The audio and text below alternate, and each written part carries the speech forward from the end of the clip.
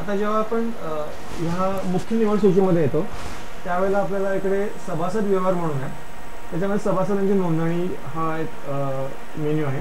त्या सभासद नोंदणीवरती मी येतो. ज्याला मी समजा 15-16 माझं पहिलं आर्थिक वर्ष आहे आणि ह्या आर्थिक वर्षामध्ये जेव्हा मी संगणकात माहिती भरतोय त्यावेळेला मला काय करावं लागेल, जे 1 एप्रिल 2015ला जे ऑलरेडी पट्टावरती सभासद आहेत, म्हणजे पट्टावरती सभासद आहेत म्हणजे हे जे तुमचं रजिस्टर आपण मगाशी तयार केलं त्याच्यामध्ये समजा हे ऑलरेडी सभासद आहेत, तर त्याची नोंद काय कॉम्प्युटरला माहिती नाही ना, तर ती आपल्याला एंट्री करावी लागेल. तर ती एंट्री करण्यासाठी आपल्याला ह्या सभासद नोंदणीच्या फॉर्मवरती यावं लागेल. या सभासद नोंदणीच्या फॉर्मवरती आल्यानंतर इकडे बघा पहिला तुम्हाला विचारतोय की सभासदत्वाचा प्रकार आहे हा चालू आर्थिक वर्षातील आहे की वर्ष प्रारंभीचा. तर ज्यावेळेला मी वर्ष प्रारंभीचा म्हणतो तेव्हा मी इकडे क्लिक करणार. याचा अर्थ असा होतो की हा सभासद 31 मार्च 2015च्या पूर्वीचा आहे किंवा 31 मार्च 2015ला सभासद झालेला आहे. म्हणजे आपण ते लास्टला जे केलेले ते आता चालू आहे जाते आणि बाकीचे ते वर्ष प्रारंभीचे. हा, म्हणजे जो शेवटचा जो आपण सभासद नोंदवला तो आजचा नोंदवला आहे, तर चालू आर्थिक वर्षातला झाला तो. आणि जे 1 एप्रिलच्या अगोदरचे आहेत ते सगळे आपले वर्ष प्रारंभीचे सभासद आहेत, म्हणजे इकडे वर्षभराचे सभासद म्हणजे एंट्री. ज्यावेळेला इकडे जर जेव्हा चालू आर्थिक वर्षातील आहे त्यावेळी बघा आजची डेट ऑटोमॅटिक लागली आहे 2 जून 2015. म्हणजे मग इकडे डेट चेंज काय करायची गरज नाही. आता इकडे बघा आपण पहिलं काम करूया की वर्ष प्रारंभीचा एखादा सभासद नोंदवूया. त्यासाठी मी इकडे क्लिक करतो वर्षभरांचा सभासद. इकडे लगेच बघा डेट आली 31 मार्च 2015. इकडे ना मला चालू आर्थिक वर्षातील म्हणजे 1 एप्रिल 2015 आणि त्याच्या पुढल्या डेट्ससाठी मला अजिबात एक्सेप्टच नाही करणार. का? कारण वर्ष प्रारंभीचा अर्थच असा होतो की हा 1 एप्रिलच्या पूर्वीचा आहे, म्हणून तिकडे डेट आली 31 मार्च 2015. ही डेट तुम्ही ऍक्च्युअल दिनांक पण टाकू शकता. म्हणजे जो जॉईन झाला तो समजा तो 2005चा सभासद असेल, 5 एप्रिल 2005चा, तुम्ही 5 एप्रिल 2005 टाकू शकता. जी असेल त्याची डेट तुम्ही तिकडे टाकू शकता. इकडे चेंज करता येते. समजा गृहीत धरा की असे 6 सप्टेंबर 2000 किंवा 2011चा सभासद आहे. ठीक आहे, तुम्ही इकडे 6 सप्टेंबर 2011चा सभासद दिला आणि इकडे सभासद तो दिनांक पण आहे, दिनांकापर्यंत म्हणून आहे, तर तेही आपल्याला इकडे होतं. आता इकडे विचारलं बघा तुम्हाला सभासद आहे की सभासदेतर आहे. तर आता आपण सभासदेतर म्हणणार आहोत, कारण का ती संगणकात त्याची नोंदच नाही आहे ना, म्हणजे संगणकासाठी ही नवीनच एंट्री आहे. भले ती ग्रंथालयात असेल पण ग्रंथालयाच्या रजिस्टरवरती आहे ते संगणकाला माहिती नाही, ते आपण त्याला सांगणार आहोत. म्हणतो म्हणजे काय, ज्या वेळेला तो आपण पहिल्यांदा फर्स्ट टाइम एंट्री करतोय ॲज अ वर्ष प्रारंभीचे सभासद, तेव्हा आपल्याला तिकडे सभासदेतर म्हणून आपल्याला इकडे त्याला निवडावं लागेल. आणि सभासदेतर म्हटल्यावरती बघा त्याच्याप्रमाणे इकडे सगळ्या गोष्टी येतात आपल्याला. आता त्याच्यानंतर आपल्याला इकडे सभासदेतरवरती क्लिक केल्यानंतर आपल्याला तिकडे त्याचा वर्ग निवडायचा आहे, सभासद वर्ग.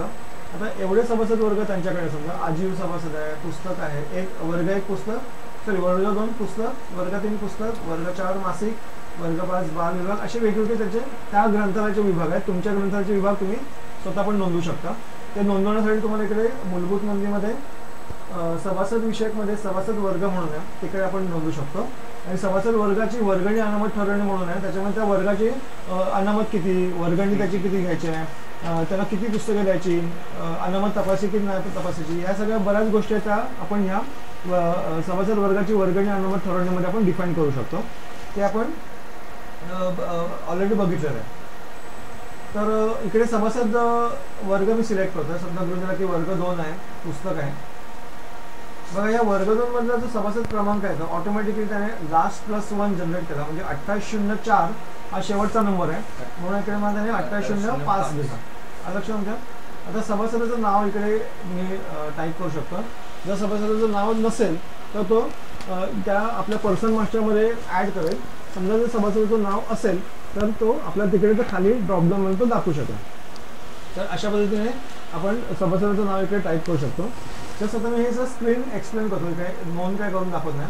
समजा जर इकडे संदर्भ व्यक्तीचं नाव आहे, म्हणजे जो तो ऑलरेडी कुठला तरी कोणाच्या तरी रेफरन्सने येतोय आणि त्याचं नाव ऑलरेडी आपल्याकडे जर पर्सन मास्टरमध्ये एक्झिस्टिंग असेल तर तुम्ही इकडे ते नाव टाईप करून ते सिलेक्ट करू शकता. सो दॅट ह्या कुठल्या व्यक्तीने संदर्भ दिलेल्या लोकांनी किती लोकांना इकडे ग्रंथालयात जॉईन करून घेतलं हे त्याचा ट्रॅक इकडे आपण ठेवू शकतो. इकडे सभासदत्व दिनांक पर्यंत म्हणून पण आहे, म्हणजे समजा त्याने गृहीत धरा की आपण आगाऊ वर्गणी भरलेली असेल त्याने तर आपण तिकडे सभासद दिनांकापर्यंत पण तिकडे टाकू शकतो. पण याची वर्षभराची आपण सभासद नोंदणी करतो त्यावर हे ऑप्शनल आहे. ह्याचा साठी आपण जे वर्गणी महिने भरणार ते ऑटोमॅटिकली सभासद दिनांक तिकडे भरला जाणार होतो. इकडे बघा त्याची वर्गणी आणि अनामत स्थिती म्हणून आहे. जेव्हा तो वर्षभराचा सभासद असतो ना त्याच वेळेला ही तुमचं कॉलम्स ओपन होतात. इकडे मी वर्षभरांचे बाकी महिने त्याची अनिवार्य अनामत म्हणजे आपण सॉफ्टवेअरला त्याला अनिवार्य अनामत म्हणतो. कदाचित ती लोक ह्या अनिवार्य अनामतीसाठी वाचनालय अनामत बोलत असेल, कोण कंपल्सरी डिपॉझिट म्हणत असेल, तर आपल्यासाठी ही कंपल्सरी डिपॉझिट म्हणजे आपण अनिवार्य अनामत म्हणून आपण म्हणतो. म्हणजे ही अनामत घेतल्याशिवाय आपण त्याला सभासद तो करून घेणार नाही आणि जोपर्यंत सभासद आहे तोपर्यंत ही त्याला परत करणार आहे. हा त्याचा कन्सेप्ट आहे. नंतर इकडे बघा वर्गणी आगाऊ महिन्यात. इकडे वर्गणी बाकी महिने तरी असतील किंवा आगाऊ महिने तरी असेल, दोघांपैकी काहीतरी एक असेल किंवा दोन्ही शून्य असेल. त्याच्यानंतर जादा अनामत आहे, तात्पुरते अनामत पण ज्याची जमा असेल ते इकडे आहे. वर्गणी वैधता दिनांक पण भरण्याची सोय आहे. पण जनरली वर्गणी भरलेले महिने म्हटलं की आपण त्या महिन्याचा शेवटचा दिनांक तोच वर्गणी वैधता दिनांक आपण कन्सिडर करतो. म्हणजे समजा त्याने आपण सांगितलं की फेब्रुवारी 2015 पर्यंत त्याने भरलेले, तर फेब्रुवारी महिन्यामध्ये समजा 28 तारखेचा महिना असेल फेब्रुवारी, तर 28 फेब्रुवारी 2015 पर्यंतची त्याचा वैधता दिनांक असणार आहे असं तिकडे आपण ते ऑटोमॅटिक सॉफ्टवेअर अंडरस्टँड करणार. इकडे जर तो नवीन सभासद असेल ज्याची आपल्याकडे व्यक्ती संस्था नोंदमध्ये माहिती नाही आहे तर त्याची इकडे तुम्ही सगळी माहिती घेऊ शकता. इमारत आहे, त्याचा रेल्वे स्थानकाचं नाव आहे, मार्गदर्शक कोण आहे, रस्त्याचं नाव आहे, त्याच्यानंतर काय त्याचं पिनकोड आहे, त्याच्यानंतर त्याचं भ्रमणध्वनी 2 आपण इकडे घेतो. म्हणजे त्यांना जर SMS पाठवायचे भविष्यामध्ये तर ते पॉसिबल होऊ शकतं आपल्याला इकडनं. शिक्षण गट आणि उपगट म्हणून कन्सेप्ट आपल्याकडे. जर तुम्ही तो समजा 12वीचा आहे तर तुम्ही ते 12वी कॉमर्स आहे, तुम्ही इकडे शिक्षण गटमध्ये कॉमर्स निवडाल, उपगटमध्ये तुम्ही 12वी म्हणा, तर तेही पॉसिबल आहे. काही ह्या लोकांना गरज नाही म्हणून ह्या लोकांनी भरलेलंच नाही आहे. अदरवाईज इकडे तुम्हाला ते ड्रॉपडाऊनमध्ये दिसले असेल. तुमच्या ग्रंथालयाच्या प्रमाणे तुम्ही तिकडे नोंदवू शकता. दूरध्वनी क्रमांक पण आहे, फॅक्स क्रमांक पण आहे, हे आहे पुरुष किंवा स्त्री आपण तिकडे मेन्शन करू शकतो. तपशील काय भरायचा असेल एक्स्ट्रा तर तुम्ही इकडे भरू शकता. ईमेल ID भरू शकता. त्याचा पासवर्ड म्हणजे ईमेल IDचा नाही, जर त्याला लॉगिन करायचं असेल म्हणजे जर त्याला हा कन्सेप्ट जर तुम्ही ॲड केला असेल तुमच्या मॉड्यूल्समध्ये तरच तुम्हाला मिळेल. अदरवाईज तुम्हाला याची आवश्यकता नाही, फक्त तुम्ही ईमेल ID तुम्ही भरू शकता. ह्याच्यामध्ये कसं आहे कन्सेप्ट की इंटरनेटवरनं वेबसाईटवरनं तुम्ही ते लॉग इन करू शकता स्वतःचं आणि ते लॉग इन करून पुस्तकं भविष्यात वाचू शकतील अशी ती प्रोव्हिजन आहे. तर ह्यासाठी आपण इकडे त्याचा ईमेल ID आणि त्याचा पासवर्ड आपण घेत असतो. म्हणजे तो ईमेल ID आणि त्यांच्या ईमेल IDचा पासवर्ड नाही तर आपल्याकडे लॉग इनचा पासवर्ड जो आहे तो पासवर्ड ते लोक भरतील. सो दॅट त्यांना त्या ईमेल ID आणि त्या लॉग इनने त्यांना पासवर्ड भरवते, त्यांना आपल्या वेबसाईटवरती ॲक्सेस मिळेल आणि so that they can read books from our website. असं त्याचा कन्सेप्ट आहे. भविष्यामध्ये आपण तुम्ही या गोष्टी करू शकता. उत्पन्नाचा तपशील तुम्ही भरायची काही आवश्यकता नाही किंवा भरायचं असेल तुम्ही भरू शकता. त्याच्यानंतर इकडे नवीन नोंदणी तुम्ही क्लिक करत ही एंट्री सेव्ह होते. ठीक आहे. जर तुम्ही हे वर्ष प्रारंभीच्या ऐवजी जर चालू आर्थिक वर्षातलं आहे असं जर तुम्ही त्यांना सांगितलं तर ऑटोमॅटिकली इकडे आता दिनांक आर्थिक वर्षातला असला पाहिजे हे त्यांना मेसेज दिला. आपण समजा आजचा दिनांक 2 जून 2015 तर मी इकडे चालू आर्थिक वर्षातला दिनांक इकडे टाकला आणि परत तो दिनांक तपासून बघितला. ज्यावेळेला तुम्ही एंट्री करत असता त्या इकडे गोल कधी कधी फिरत असते. आता तर ते तुम्हाला थांबायचं आहे, तो निदर्शक आहे की तो प्रोसेसिंग चालू आहे तुमच्या माहिती भरलेल्या माहितीवरती. समजा 2 पुस्तकाचा जो सभासदत्व आहे तिथे तुम्ही समजा 3 पुस्तकाचं सभासदत्व हे घेत आहे. इकडे बघा नंबर ऑटोमॅटिक लगेच चेंज झाला. हा 6902 असा नंबर आला. याचा तो 6901 हा लास्ट नंबर आहे. त्याच्यामध्ये 1 ॲड करून त्याने नंबर जनरेट केला. आता वर्ग 3 मधला सभासद वर्गातला हा सभासद आपण नोंदवत आहे. पुन्हा इकडे त्याचं नाव वगैरे येतं. तुम्ही इकडे बघा नाही तो सभासदेतरच आहे ना तो ॲक्च्युली. कारण का 2 गोष्टी असू शकतात. तो ऑलरेडी सभासद असू शकतो तर तुम्ही जर तुम्ही इकडे सभासदवरती क्लिक केलं तर तुम्हाला असं होईल की इकडे त्याचा जुना सभासद वर्ग काय तो विचारतो बघा. मग त्याला एक्झिस्टिंग सभासद वर्ग आणि त्याचा एक्झिस्टिंग सभासदाचा क्रमांक भरला की ऑटोमॅटिकली त्याची सगळी माहिती इकडे फिल होते. हे तुम्ही इकडनं करू शकता.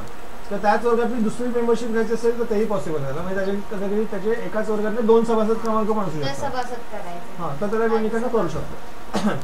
तर तुम्ही इकडे सभासद वर्ग सिलेक्ट करा आणि इकडे सभासद क्रमांक टाकला समजा 256 तर तुम्हाला तो त्याचा जुना सभासद क्रमांक जो असेल त्याप्रमाणे त्याची माहिती तिकडे येऊ शकते. ठीक आहे, तरी नसेल एकमध्ये माहिती असेल आपण तिकडे सभासद येतातच म्हणूया ना, सो दॅट इकडे तो वर्ग ब्लँक झाला बघा इकडे तो. ठीक आहे, आता इकडे मी त्याचा परत सभासद वर्ग 3 त्याच्याप्रमाणे त्याचा सभासद वर्ग क्रमांक जनरेट झाला.